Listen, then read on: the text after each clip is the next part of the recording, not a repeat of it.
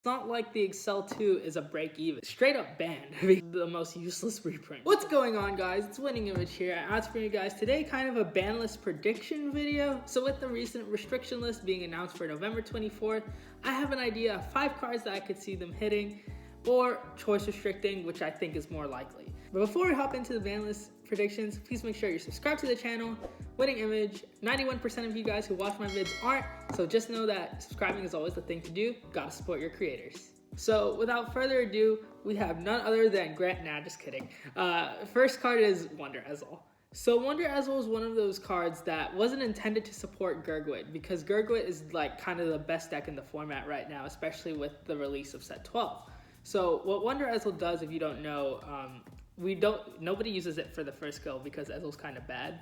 But what they do is they play it for the second skill, that when it's placed, you could call a card from your hand to rearguard.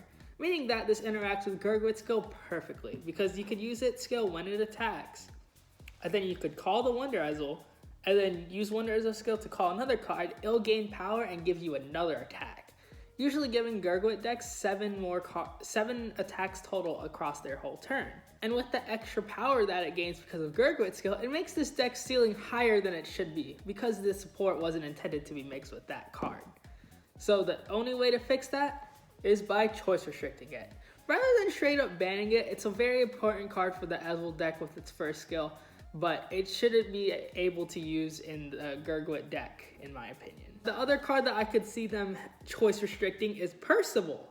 Now, Percival, if you guys don't know, is mainly used for Excel marker generation, which means that with this deck's ability to do Excel 2, it's also able to maintain advantage. This also gives the deck another attack, and since it's Gold Paladin, it's not like the Excel 2 is a break even. It's most of the time going to be a plus. So being able to fill up your board super easily with the Gold Paladin abilities and get another Excel marker on top of that, it makes fronts super busted, especially because your front row is going to be filled super easily.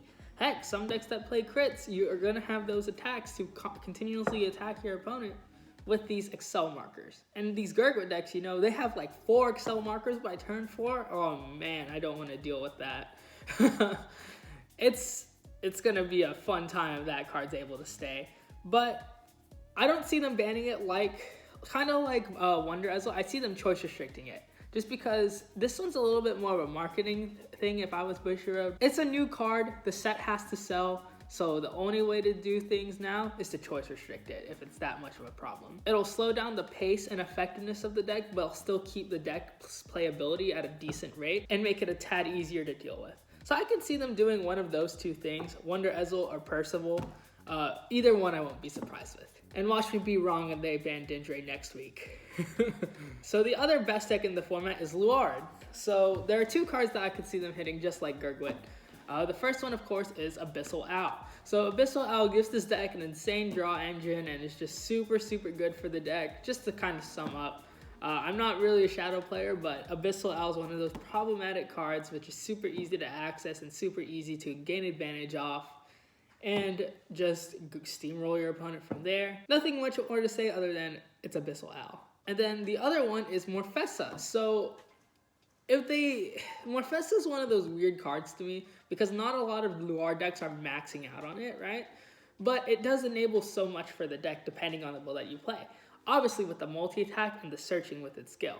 So being able to count as a grade 1 in your deck gives you so much access to other plays in your deck that allow you to multi-attack with the grade 2, or if you call Apocalypse Bat, it could extend significantly further and force more cards at your opponent's hand, making Luar much more effective as the game goes on, because these these force markers that you generate create strong rearguard attacks.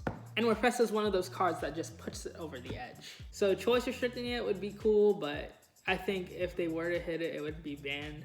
It would just make the most sense to me. Just my opinion. Okay, so the last card that I could see them doing something with this restriction list is none other than my girl, Fantasy Petal Storm, Shirayuki. So in my opinion, all signs point to this card coming back, especially at 4.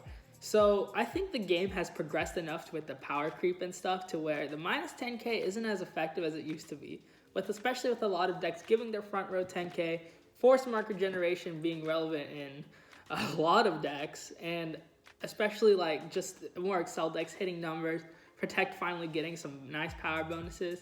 That the minus 10k, yeah, is nice, but it's not as nice as it used to be. And with the clan selection giving Shirayuki support, unless the new Shirayuki counts as Fantasy Petal Storm, Reigning Madame is literally like the most useless reprint because it specifies Fantasy Petal Storm Shirayuki.